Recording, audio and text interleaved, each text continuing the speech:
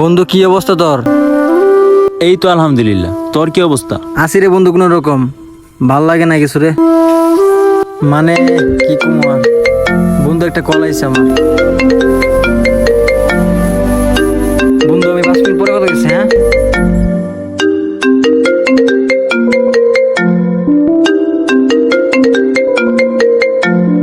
হ্যাঁ সুমাইয়া বলো। কি কি বলতেছো তুমি এগুলা? তুমি কি পাগল হয়ে গেছো?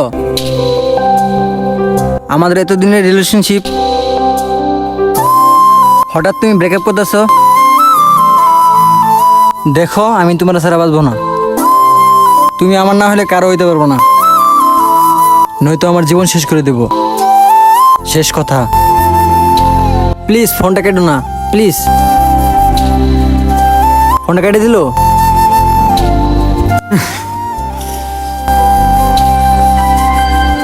ওরে না পাইলে আমি এই জীবনে রাখবো না।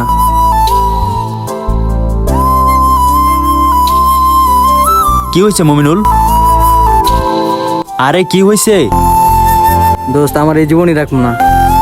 এই বেটা, কি হয়েছে সবকিছু খুইলা ক। জীবন রাখবি না মানে কি বলতেছিস এগুলা? কি হয়েছে সবকিছু খুইলা বল।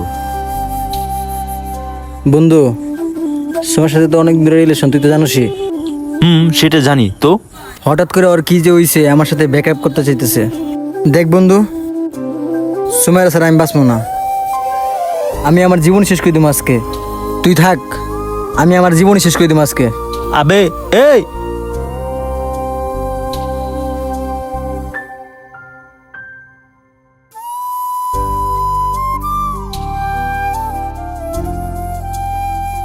এই বেটা, একটা মায়ের লেগে তুই তোর জীবন শেষ করে দিতে চাস? যেই মা বাবা তোর ছোট থেকে বড় করছে, অবগত একবার ভাবলি না? আজকে তোর এই মেয়ে কষ্ট দিচ্ছে, তোর জীবন তুই শেষ করে দিবি? তোর জীবনের উপর কি তোর মা বাবার কোনো অধিকার নাই?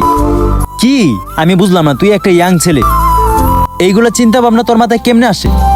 ভাই তুই আমার বন্ধু, সেটা ভাবতে আমার ঘৃণা হইতাছে যে একটা মেয়ের কারণে তুই তোর লাইফ শেষ করে দিতে চাস।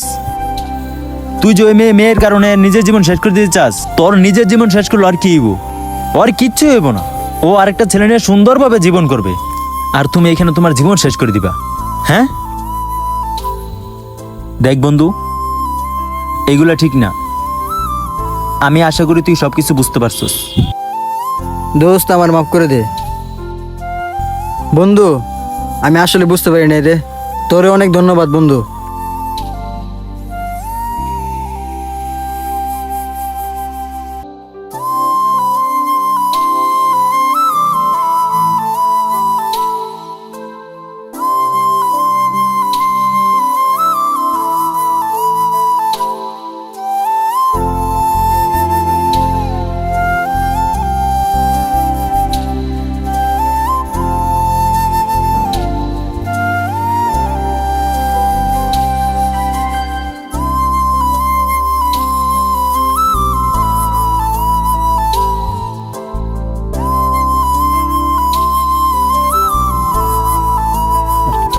চল তোদের বাসায় যাবো।